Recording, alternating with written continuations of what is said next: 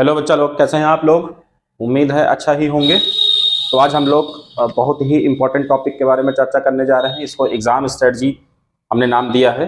Exam strategy इसलिए भी क्योंकि अभी 20 तारीख से और 21 तारीख से आपके AKTU के तमाम एग्जाम्स स्टार्ट हो रहे हैं, जिसमें कि basically B pharma first semester, B pharma third semester और एम फार्मा के फर्स्ट सेमेस्टर के एग्जाम स्टार्ट हो चुके हैं, जो कि स्टेज 2 के AKTU के एग्जाम्स हैं। तो ये वीडियो बहुत इंपॉर्टेंट आपके लिए होने वाला है, क्योंकि इसमें ढेर सारे हम लोग ट्रिक्स और टिप्स के बारे में बात करेंगे, जो कि एग्जाम के दौरान और एग्जाम के पहले तमाम चीजें अप्लाई की जाती हैं। और ये चैलेंज के साथ कहा जा सकता है कि इस वीडियो में जितनी भी टिप्स और ट्रिक्स आपको बताई जाएंगी, इन सब का 100% इस्तेमाल करने के साथ साथ आपका रिजल्ट फिलहाल इस वीडियो को देखने से पहले जितना भी आने जा रहा है, इसको देखने के बाद 15 से 20% आपका रिजल्ट 100% ग्रो करेगा। चैलेंज के साथ है ये। तो आइए इस ट्रिक्स के बारे में हम लोग स्टार्ट करते हैं। सबसे पहली बात, जब एग्जाम स्ट्रेटजी के बारे में बात करते हैं तो एग्जाम तमाम स्टूडेंट्स को एक फोबिया की तरह लगता है। तो सबसे पहले हम लोग को बात करना है कि एग्जाम एक फोबिया नहीं है, एक त्योहार की तरह है। इसको मनाइए। 4 exam B pharma first semester में होने हैं, तो आपको अच्छे से तैयार करना पड़ेगा। इसी तरह से एम फार्मा में भी 4 एग्जाम आपके होने हैं, लेकिन थर्ड सेमेस्टर में आपके 5 एग्जाम्स होंगे। ठीक है, तो इस हिसाब से हम लोग अपने आप को प्रिपेयर करेंगे। सबसे पहली बात जो हम आपको बताने चाह रहे हैं, ये क्या है? कुछ ऐसी बात, things to do before exams. Exam start होने से पहले कुछ चीजें हैं जिनका अच्छे से ध्यान रखना चाहिए आपको। सबसे पहली बात, इसमें सबसे पहली चीज जो है ये है, जो भी सब्जेक्ट आपका है उसका रिवीजन एक तो होना ही चाहिए। रिवीजन कैसे करते हैं? जैसे भी आप करते चले आ रहे हैं वैसे ही करिए। बहुत ज्यादा नई चीजें अप्लाई करने की जरूरत फिलहाल नहीं पड़नी चाहिए, लेकिन एक सबसे आसान तरीका रिवीजन का ये हो सकता है कि जो भी आपने पढ़ा है उसको आंखें बंद करके आप रिवाइज करने का प्रयास करिए, किस तरह से आपने रिवाइज किया है। एग्जाम टाइम का रिवीजन इस तरह से किया जा सकता है, बाकी आप पेज पलट पलट के जैसे भी करते थे वैसे भी कर सकते हैं। जबकि रिवीजन की एक अलग मेथोडोलॉजी भी होती है। एग्जाम खत्म होने के बाद अगले सेमेस्टर की तैयारी के लिए आपसे शुरुआत से ये डिस्कस किया जाएगा। तो एक तो हम लोग रिवीजन के बारे में बात कर लिए।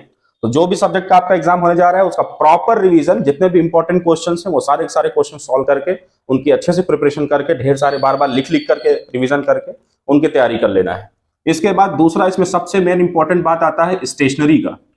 जो भी आपको पेन, पेंसिल या जो भी अदर स्टेशनरी आइटम आपको यहाँ पर चाहिए होते हैं, उसको जरूर अरेंजमेंट उसका कर लीजिए। जिसमें हम लोग, इसमें बेसिकली हम लोग पेन के बारे में बात करते हैं।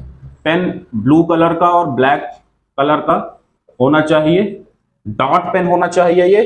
ठीक है, और हो सके तो ये पेन ऐसा खरीदिएगा या खरीद लिया है तो चेंज भी कर सकते हैं, जो कि कम भारी हो, लेस हैवी हो, हल्का हो, बहुत भारी ना हो, क्योंकि आपको लगातार लिखना है।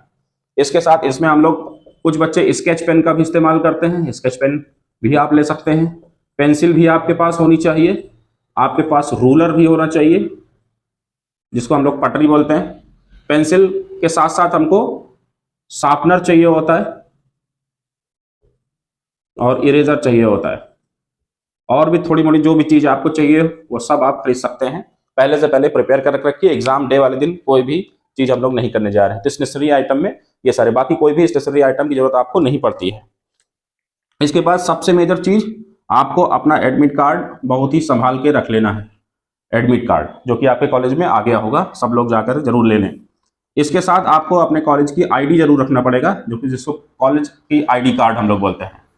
ठीक है, अगर कहीं पर नहीं भी मिला है तब भी कोई दिक्कत वाली बात नहीं है। आप अपने पास कोई भी आधार कार्ड एक रखिएगा साथ में। तो ये ID कार्ड के बारे में बात किया। इसके साथ साथ बहुत इंपॉर्टेंट है, एक रिस्ट वॉच रखिए अपने साथ। जैसा कि आपको मालूम होगा कि कोई भी डिजिटल रिस्ट वॉच अलाउड नहीं होगी, तो ये आपको सिंपल एनालॉग वॉच इस्तेमाल करनी चाहिए। सिंपल एनालॉग मतलब डायल वाली, जैसे ये है वैसे नहीं चलेगी, वहां पर बैन है ये। सिंपल जिसमें सुई घूमती रहती है वो वाली वॉच आपको लेना है यहाँ पर। तो ये सारी चीजें क्या हो गई कि एग्जाम के पहले आपको प्रिपेयर होकर जाना है। ठीक है, अब जितना भी आप प्रिपेयर हो गए, इसके बाद हम लोग बात करेंगे कि एग्जाम हॉल पर, जैसे बी फार्मा फर्स्ट ईयर की बात करूं मैं तो 9:30 से इनका एग्जाम है 12:30 तक। तो 9 बजे वहां पर एंट्री स्टार्ट हो जाएगी। आप कोशिश करिए कि सेंटर पर 8:30 बजे के आसपास जरूर पहुंच जाए हर हाल में। 8:30 बजे पहुंच करके वहां पर आधे घंटे के अंदर जिसको जितना पानी पीना हो, वॉशरूम यूज करना हो, आप जरूर यूज कर लीजिए पहले से पहले, before entering to the exam hall. Once you get enter into the exam hall, you should not leave the exam hall until and unless your exam has not completed. जब तक आपका एग्जाम खत्म हो जाए तब तक आपको किसी भी तरह के लिए वॉशरूम के लिए जाना ना पड़े, इतना हिसाब से पानी पीना है आपको, और पानी की कमी भी ना हो। अगर आपको ज्यादा जरूरत लगती है कम पानी पीजिए, और साथ में छोटी सी बोतल एक साथ में रखिए पानी की। तो इस तरह से हम लोग एग्जाम के पहले ढेर सारी प्रिपरेशन हम लोगों ने कर लिया है। अब हम लोग बात करेंगे कि ड्यूरिंग एग्जाम हम लोग क्या कर सकते हैं। During exam, things to do during exam. तो एग्जाम के समय हमको किन किन बातों का ध्यान देना चाहिए। सबसे पहले तो एक जो हमने ये वॉच बताई है यहाँ पर, एनालॉग वॉच, इसकी पोजीशन क्या करना है, इसको हाथ में बांध के नहीं रखना है। इसकी पोजीशन थोड़ा मैटर करती है, पोजीशन ऑफ वॉच। टेक्निकल चीजें हैं, थोड़ा थोड़ा लगेगा बहुत छोटी सी बात है, लेकिन बहुत इंपैक्ट डालती है। पोजीशन जो होनी चाहिए आपके फ्रंट में होनी चाहिए। आप हाथ में अगर पहन के गए हैं पहन के जाइए, लेकिन निकाल करके सामने उसको रख दीजिए। सामने ऐसा रखिए कि आपको उस सामने हमेशा समय आपको दिखता रहे उसकी सुई में से, ठीक है। हाथ में नहीं पहन के रखना, क्योंकि हर बार आप इसको मोड़ मोड़ के देखेंगे टाइम समय, तो आपका समय भी बर्बाद होगा। सामने लिखते लिखते सामने ऐसे नजर मार लिए तो तुरंत वहां पर दिखना जाना चाहिए समय। तो ये पोजीशन ऑफ वॉच सबसे हमें फ्रंट में रखना चाहिए, ठीक है। दूसरी सबसे चीजें हैं कि आपने जो भी पेन इस्तेमाल किया है उसका कैप निकाल दीजिए। Remove the cap of pen. Cap लगे लगे कुछ बच्चे होते हैं, जैसे मान लीजिए ये कैप है इसका, इसको निकालेंगे और इसको पीछे खोस करके तब लिखना शुरू कर देते हैं। इससे क्या होता है कि पेन थोड़ा सा भारी हो जाता है। जब पेन भारी हो जाएगा, क्योंकि 3 घंटे की एग्जाम है, आपके पास फालतू का समय नहीं है, लगातार 3 घंटे आपको लिखने पड़ेंगे, तो इसलिए आप इसको कम करे रहेंगे तो टेक्निकली हम थोड़ा सा इसका वेट कम रहेगा और कम थकेंगे आप, नहीं तो जल्दी आपका हाथ भर जाएगा। तो ये कुछ चीजें हैं। इसके साथ साथ बहुत मेजर 2 चीजें यहाँ पर हम लोग को और डिस्कस करना है जो कि बहुत इंपॉर्टेंट है। एक, हम लोग टाइम मैनेजमेंट के बारे में बात करते हैं। अक्सर जो क्वेश्चन बच्चों को बहुत आता है उसके बारे में बहुत लिखाते हैं, लेकिन उसके साथ साथ तमाम क्वेश्चन छोड़ के चले आते हैं। अब टाइम मैनेजमेंट के साथ साथ एक पेज मैनेजमेंट ये नया ऐड हुआ है, ये आपको जरूर आना चाहिए, क्योंकि आजकल एजुकेशन जैसा भी हमारे इंडिया में चल रहा है उसमें पेज भी अलग एक मायने रखते हैं। इसलिए टाइम मैनेज के साथ साथ पूरा क्वेश्चन आप सॉल्व करें, उसके साथ साथ आपने कितना पेज लिखा है ये भी मैटर करेगा। पेज लिखने का मतलब सिर्फ इतना से नहीं कि आप फर्जीवाड़ा कर रहे हैं उसमें कुछ भी लिख दे रहे हैं, ऐसा नहीं है। लेकिन यहाँ पर पेज मैनेजमेंट का मतलब है कि कितना लगभग आपको लिखना चाहिए, ठीक है। तो इन दोनों पॉइंट के बारे में हम लोग थोड़ा डिटेल में समझेंगे, चाहे वो हम लोग टाइम मैनेजमेंट के बारे में बात करें, चाहे पेज मैनेजमेंट के बारे में बात करें। तो आइए हम लोग, अगर इसका स्क्रीनशॉट लेना हो तो ले सकते हैं आप, ठीक है। टाइम मैनेजमेंट के बारे में हम लोग बात करते हैं, बहुत इंपॉर्टेंट चीज है ये जो भी टाइम मैनेजमेंट हमने निकाला है अभी आपके ये जो एग्जाम्स हो रहे हैं, कौन कौन से एग्जाम इसमें, बी फार्मा फर्स्ट सेम के और बी फार्मा, वैसे तो बी फार्मा के सारे एग्जाम्स के लिए, लेकिन अभी जो एग्जाम आपके स्टार्ट हो रहे हैं थर्ड सेम के, और साथ ही साथ एम फार्मा फर्स्ट सेम के। ये टाइम मैनेजमेंट इनके लिए है। अगर किसी और एग्जाम के लिए आप जाना चाहते हैं तो उसके लिए टाइमलाइन सही नहीं होगी। तो हम लोग सबसे पहले पढ़ने जा रहे हैं किसके बारे में, टाइम मैनेजमेंट के बारे में। तो 2 सेक्शन हम बना लेते हैं जिससे कि इजीली हम समझ पाए दोनों चीजों को। तो पहला हम टाइम मैनेजमेंट लिख लेते हैं यहाँ पर। इसका सिंपल से इतना मतलब होता है कि हम पूरे समय को 3 घंटे यानी कि जो 180 मिनट हमारे पास बचे हैं उसका हम किस तरह से इस्तेमाल करते हैं, ठीक है। जैसे कि टाइम मैनेजमेंट में हमको मालूम है कि हमारे पास जो टोटल नंबर ऑफ मिनट्स हैं 3 घंटे आपको मिलेंगे, और ये कितने होते हैं मिनट में, 180 मिनट्स आपको मिलेंगे। 180 मिनट्स में आपको सारा क्वेश्चन पेपर अच्छे से मैनेज करके चलना है। तो अगर हम लोग बात करें, आपका जो क्वेश्चन पेपर है वो 3 सेक्शंस में डिवाइडेड है ना, सेक्शंस। एक है सेक्शन ए, एक है सेक्शन बी और एक है सेक्शन सी। सेक्शन ए में से 10 आपके शॉर्ट क्वेश्चन आने वाले हैं जो कि 2-2 नंबर के आने वाले हैं। सेक्शन ए में शॉर्ट है क्वेश्चंस और इसमें हर क्वेश्चन 2 मार्क्स का है, ठीक है। और इसके लिए हमने एक कैलकुलेशन किया है कि आपको एक शॉर्ट क्वेश्चन अटेम्प्ट करने के लिए लगभग आपको 5 मिनट आपको लेना चाहिए। एक क्वेश्चन को अटेम्प्ट करने के लिए 5 मिनट, यानी कि 10 क्वेश्चंस को अटेम्प्ट करने के लिए कितना, 10। अगर 10 क्वेश्चन मल्टीप्लाई बाई 5 कर देंगे तो ये सारा सेक्शन ए हमको 50 मिनट के अंदर कर लेना चाहिए, ठीक है। आपके सामने एनालॉग वॉच रहेगी, आप कर लेंगे। लेकिन जब भी हम लोग एग्जाम स्टार्ट करने जा रहे हैं 180 मिनट के पहले 5 मिनट, ये बहुत इंपॉर्टेंट है, पहले 5 मिनट आप किसके लिए देंगे, पेपर रीडिंग। रेड से लिखा है ये पेपर रीडिंग। जो भी पेपर आपको मिला है वो जबरदस्त तरीके से पढ़िए, समझिए क्या पूछ रहा है वो, जबरदस्ती तुरंत मिलते मान तुरंत ही नहीं, लिखने लगेंगे हम लोग। 5 मिनट हम लोग इसको देंगे, पूरी कैलकुलेशन करके दिखा रहा हूँ।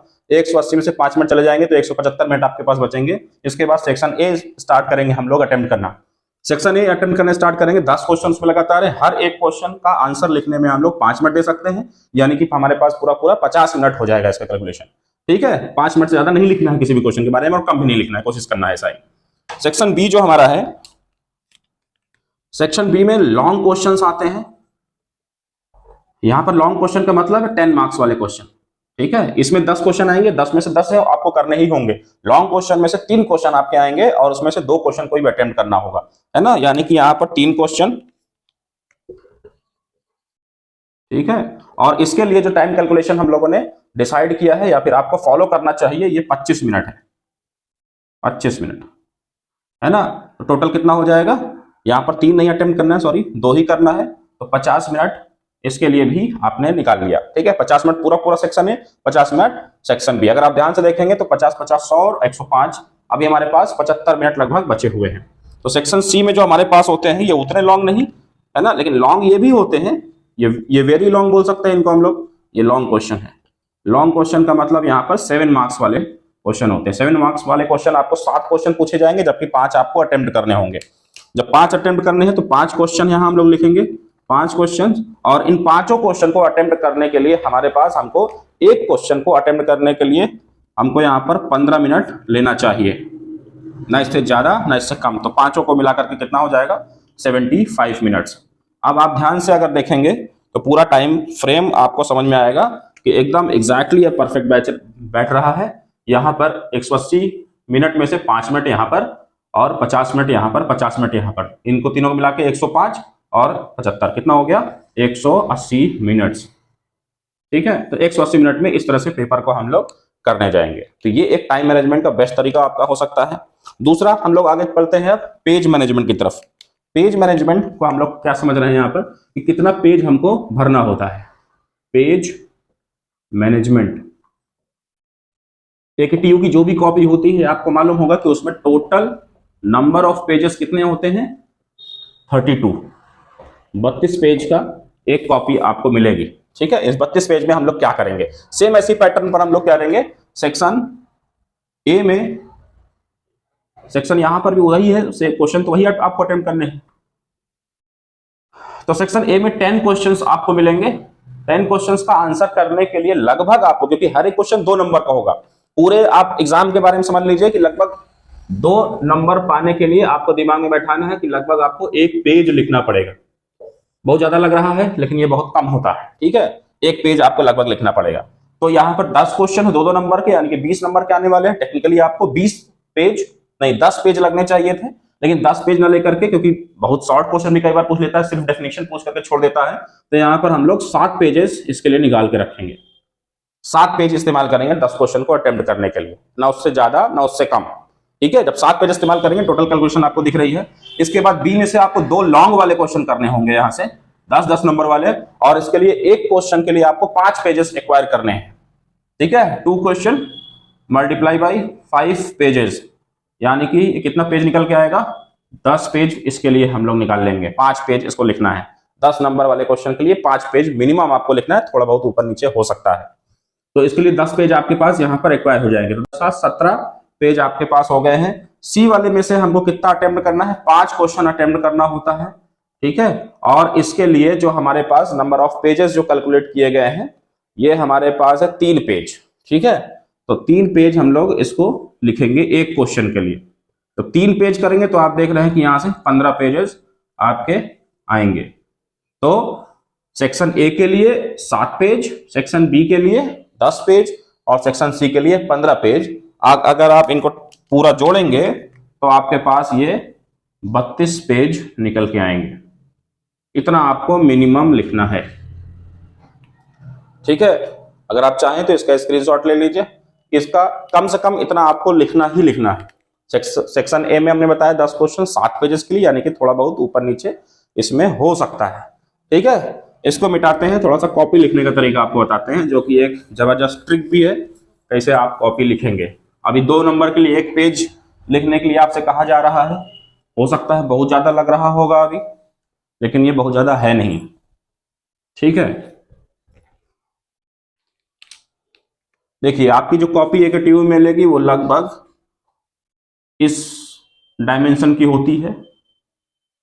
अब एग्जैक्ट डायमेंशन नहीं है ये, शेप आप समझने के लिए समझ सकते हैं। ठीक है, फ्रंट पेज तो आपसे वो सारा रोल नंबर और नाम ये साइन वगैरह सब मांगेगा, उसमें OMR वाला सिस्टम भी रहेगा, उसमें सही से भरिएगा। इस पेज को पलट देंगे हम लोग, इस साइड से लिखना स्टार्ट नहीं करेंगे, यहां से स्टार्ट करेंगे। तो जब पहले हमारे पास सेक्शन वाइज डिवाइडेड है तो पेपर आपको 3 घंटे में 3 सेक्शन अटेंड करने होंगे। सबसे पहले इसमें इतनी लाइन ऊपर छोटी होगी, इसमें इधर से भी एक लाइन बनी होती है, हो सकता है इधर से भी बनी हो तो अच्छी बात है, नहीं तो कोई बात नहीं। तो ये ऊपर का सेक्शन होता है, जैसे नॉर्मल हमारे कॉपी में भी ऊपर वाला सेक्शन होता है, और ये लेफ्ट वाला कॉर्नर में से छोटा होता है। यहाँ के बाद से ढेर सारे इसमें लाइंस बनी होती हैं। ठीक है, सबसे पहली लाइन पे आपको, अगर आप सेक्शन ए अटेम्प्ट करने जा रहे हैं तो यहाँ पर बीचों बीच ऊपर बोल्ड लेटर्स में, अगर आपके पास स्केच पेन आपने यूज किया है तो स्केच पेन से लिखिए सेक्शन ए, साफ साफ इस तरह से। ठीक है, कुछ बच्चे कहीं से भी आंसर 1 लिख डाल करके चुप्पे से किनारे से यहाँ पर लिखना स्टार्ट कर देते हैं, जो कि एक गलत मेथड होता है। आप सेक्शन ए साफ साफ यहाँ पे लिखिए।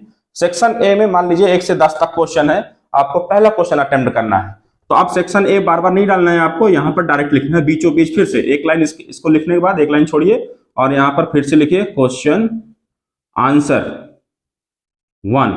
हो सकता है पूरे का 1 हो, उसके अंदर ABCD ढेर सारे ऑप्शन हो। अगर डायरेक्ट 1 है तो 1 लिखिए, अगर उसका पार्ट में है तो 1A लिखिए, इस तरह से लिखिए।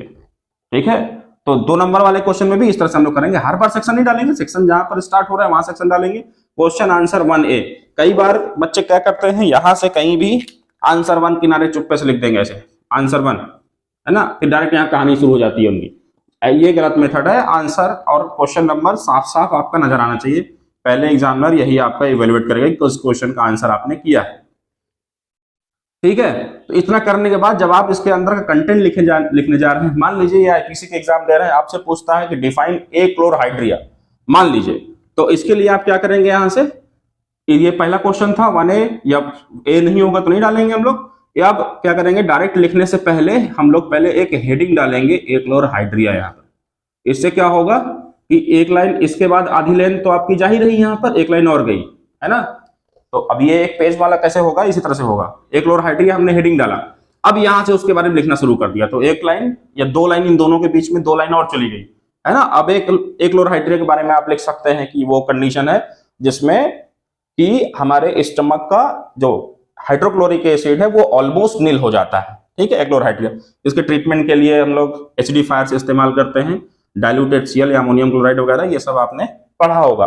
तो हर क्वेश्चन का अटेम्प्ट स्टार्ट करने से पहले हम लोग क्या करना पड़ेगा, उसकी एक हेडिंग बनाना पड़ेगा। तो याद रखिएगा, हमेशा हेडिंग के साथ ही लिखेंगे, चाहे वो कुछ पूछा हो चाहे ना पूछा हो। ठीक है, तो इस तरह से अटेम्प्ट करते चले जाएंगे हम लोग। अगर किसी भी पेज के लास्ट में आते आते यहां तक मान लीजिए आपने लिख लिया है, अब 2-3 लाइन 3 लाइन 4 लाइन नीचे का बचा है, तो यहां पर हम लोग नया क्वेश्चन नहीं डाल देंगे, क्वेश्चन आंसर नंबर ये। ठीक है, क्योंकि यहां से आप डालेंगे तो एक लाइन यहां लिखेंगे, उसके बाद अगले पेज में जाना पड़ेगा, इसका कोई मतलब नहीं होता। ये आप पूरा ही इतना छोड़ सकते हैं, इतना पूरा स्पेस, आप अगले पेज में जाइए। सेम इसी तरह से जब ए सेक्शन ए पूरा अटेम्प्ट हो जाए तो आप नए पेज में स्टार्ट कर सकते हैं, बीच में भी स्टार्ट कर सकते हैं। फिर जब सेक्शन बी अटेम्प्ट करने जा रहे हैं, सेक्शन बी लिखिए, क्वेश्चन आंसर नंबर वहां पर 11 या फिर 1 या 2A जो भी वहां पर होगा उस तरह से हम लोग लिखेंगे। ठीक है, तो ये एक फॉर्मेट होना चाहिए आपका ये लिखते समय।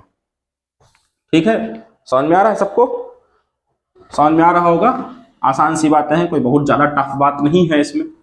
ठीक है, अब एक ट्रिक आप समझ लीजिए, इसको मास्टर ट्रिक बोलते हैं। ये ट्रिक ऐसी है कि आप ज्यादा ना पढ़े हो तब भी आप इसका इस्तेमाल करके कंटेंट अपना बढ़ा सकते हैं। जैसे 10 नंबर वाले क्वेश्चन के लिए मान लीजिए कोई ऐसा क्वेश्चन आपके पास आता है जिसके लिए आपके पास बहुत थोड़ी इंफॉर्मेशन ही है। जब बहुत थोड़ी इंफॉर्मेशन है तो क्या करेंगे आप, उसको 5 पेज कैसे लिखेंगे आप, है ना। इस 5 पेज को लिखने के लिए ये ट्रिक्स तमाम इस्तेमाल की जा सकती हैं हम लोग। जैसे कि ए क्लोरहाइड्रिया के बारे में हमने एग्जांपल लिया था, तो ए क्लोरहाइड्रिया के बारे में ही हम लोग लिखते हैं। जैसे लिखते हैं, इट इज द कंडीशन, मालूम होगा, eight which the HCl, short में एकदम सांस मिल रहा हूं, HCl, आप ब्रैकेट में HCl, भले आपको पता है कि हाइड्रोक्लोरिक एसिड है, लेकिन वहां पर आपको मेंशन करना जरूरी है। जितनी बार केमिकल का नाम है उसका नाम लिखिए और साथ साथ में ये भी लिखिए, तो ये थोड़ा लाइन ले जाएगा। HCl present, the condition at which the HCl present in the stomach is almost nil, लगभग खत्म हो जाता है, एकदम जीरो या फिर बहुत थोड़ा सा बचेगा। क्रॉनिक एल्कोहलिज्म के केसेस में ऐसा हो सकता है। मान लीजिए इतनी ही इंफॉर्मेशन आपके पास थी एक्लोरहाइड्रिया के बारे में, ठीक है, तो अब इसको कैसे आप लिखेंगे, इतना ही कंटेंट आपके पास है। अगर आपके पास एग्जांपल वगैरह है तो आप लिखिए। इतना लिखने के बाद आप इस लाइन को छोड़िए, पैराग्राफ चेंज करिए और यहां पर एक नया मास्टर कीवर्ड है, याद कर लीजिए, इसमें हमेशा आप लगाइए इन अदर वर्ड्स। क्या लिखेंगे, इन अदर वर्ड्स, ठीक है। इन अदर वर्ड्स लिखने के साथ साथ इंग्लिश में आपने एक्टिव वॉइस और पैसिव वॉइस आपने पढ़ा होगा, तो उसमें हम लोग क्या करते हैं, इन अदर्स लिखें और सेम चीज को हम लोग दोबारा भी लिख सकते हैं, जो कि कहीं से भी गलत नहीं होगा, ठीक है। आप इसी बात को लिख सकते हैं, व्हेन, मतलब यही निकलेगा, when the amount of HCl यानी कि हाइड्रोक्लोरिक एसिड, फिर से लिखिए, भले आपको पता है, hydrochloric acid is get almost nil in the stomach, then such condition is known as achlorhydria, achlorhydria. तो आप देख रहे हैं कि जबकि आपके पास ओरिजिनल कंटेंट इतना ही है, लेकिन इसका इस्तेमाल करके सेम बात को आपने दोबारा भी लिख दिया है, जब जहां कहीं से भी गलत नहीं है। तो अपने शॉर्ट वाले कंटेंट को लॉन्ग या खींचने का एक ये तरीका होता है, जिससे कि आप नंबर ऑफ पेजेस में, जब पेज मैनेजमेंट हम लोग करने जाते हैं, तमाम बच्चों के पास क्या कंटेंट लिखा जाए उनके पास होता ही नहीं है, तो उस तरह से उस जगह पर हम लोग इसका इस्तेमाल कर सकते हैं, ठीक है। हर जगह पर इस्तेमाल करिए, हर क्वेश्चन पे इस्तेमाल करिए, अच्छा काम करता है, ये प्रूवन है, ठीक है, ये कई बार टेस्ट करके इसको प्रूव किया गया है कि ये अच्छा काम करता है पेज कंटेंट को बढ़ाने में, और कहीं से गलत नहीं है। आप खुद देख लीजिए कि गलत है कि नहीं गलत है ना। एग्जाम्पल्स लिखिए, जहां पर भी एग्जाम्पल लिखिए, आप केमिकल लिखिए, हो सकता है उसके बगल में इलेक्ट्रॉन डार्ट स्ट्रक्चर बना दीजिए आप, जैसे मान लीजिए NaCl कहीं का एग्जाम्पल है ना। और जैसे इसका एग्जाम्पल अगर बात करें क्लोरहाइड्रिया में, तो हम लोग एसिडिफायर इस्तेमाल करते हैं, ठीक है। तो HCl यहां पर इस्तेमाल होता है, डाइल्यूट HCl, हाइड्रोक्लोरिक एसिड। अब जब आप ये लिख रहे हैं तो इसके नीचे आप इसका डॉट स्ट्रक्चर भी बना सकते हैं, है ना, अगर आपको आता है तो ऐसा ही बना सकते हैं आप, तो एक लाइन दो लाइन और जाएगा, ठीक है। ढेर सारे इस तरह से ये चीजें होती हैं। तो ये जो वर्ड हमने लिख दिया है इन अदर वर्ड्स, ये एक मास्टर कीवर्ड है जिसका इस्तेमाल करके आप अपने कंटेंट को आगे बढ़ा सकते हैं, तो इसको जरूर याद रखिए, ठीक है। इन अदर वर्ड्स ये हमेशा आपको काम आना, इसका मतलब होता है दूसरे शब्दों में, दूसरे शब्दों का मतलब सेम चीज जो आपने लिखा है उसको अलग तरीके से लिख देंगे, ठीक है। तो ये एक मेजर चीज था जिसके बारे में आपको समझना चाहिए, ठीक है। अब कई बार ऐसा होता है, अभी तो इस क्वेश्चन को अटेम्प्ट करने के लिए ट्रिक किसके लिए थी, जिसके बारे में आपके पास कम कंटेंट है उसको बढ़ाने के लिए, लेकिन तमाम क्वेश्चन ऐसे आते हैं जिसके बारे में आपका दिमाग भी एकदम ब्लैंक होता है, मतलब कि एकदम खाली, कुछ आइडिया ही नहीं लगा पा रहे हैं कि ये क्या चीज पूछ लिया है। ऐसे क्वेश्चन को अटेम्प्ट करने के लिए तरीका है, इसको छोड़ के नहीं आएंगे। अगर आप मान लीजिए छोड़ के आते हैं तो 0 नंबर पक्का है, कुछ भी लिख के आते हैं तो कुछ नंबर मिल सकता है। अब वो कुछ भी जब आप लिखने जा रहे हैं तो छोड़ के तो पहली बात नहीं आना है, लेकिन जब कुछ भी लिख के आना है तो कुछ भी में क्या लिखना है ये भी आपको समझना चाहिए। कुछ भी में भी मान लीजिए कुछ ऐसा क्वेश्चन आता है ना, अभी क्वेश्चन तो दिमाग में नहीं आ रहा है, लेकिन आप समझिए कि जो भी क्वेश्चन आ रहा है उसमें कुछ एक क्वेश्चन मार्क होगा, व्हाट इज कुछ ऐसा लिखा होगा या डिफाइन लिखा होगा, इसके अलावा कुछ कीवर्ड्स लिखे होंगे। कीवर्ड कुछ हो सकता है जो प्राइमरी कीवर्ड है, आपको नहीं समझ में आ रहा है कि इसके बारे में क्या पूछा गया है, अगर आप उस पूरी लाइन में से कोई भी एक शब्द के बारे में जानते हैं तो आपको उसी लाइन के बारे में लिख देना है, ठीक है। तो ना आता हुआ क्वेश्चन भी आप अटेम्प्ट करके आएंगे, लगेगा कि अच्छा लिखा है आपने, समझ में आ रहा है। तो जब ब्लैंक हो आप तो क्या करना चाहिए, कीवर्ड्स आपको ढूंढने हैं, है ना, कि क्वेश्चन में कौन कौन से कीवर्ड्स लिखे हुए हैं, वो कीवर्ड्स को तलाशना है, उन कीवर्ड्स के बारे में लिख के आना है। गलती से भी कोई भी गाना या फिर अपना कोई भी पर्सनल चीज है उसमें ना लिख के आइए, है ना। घर परिवार की मुसीबत के बारे में मत बताइए, उसमें गाना मत लिखिए, शायरी मत लिखिए, इससे एग्जामिनर के अंदर एक गलत इंपैक्ट क्रिएट होता है और आपको पक्का फेल कर सकता है।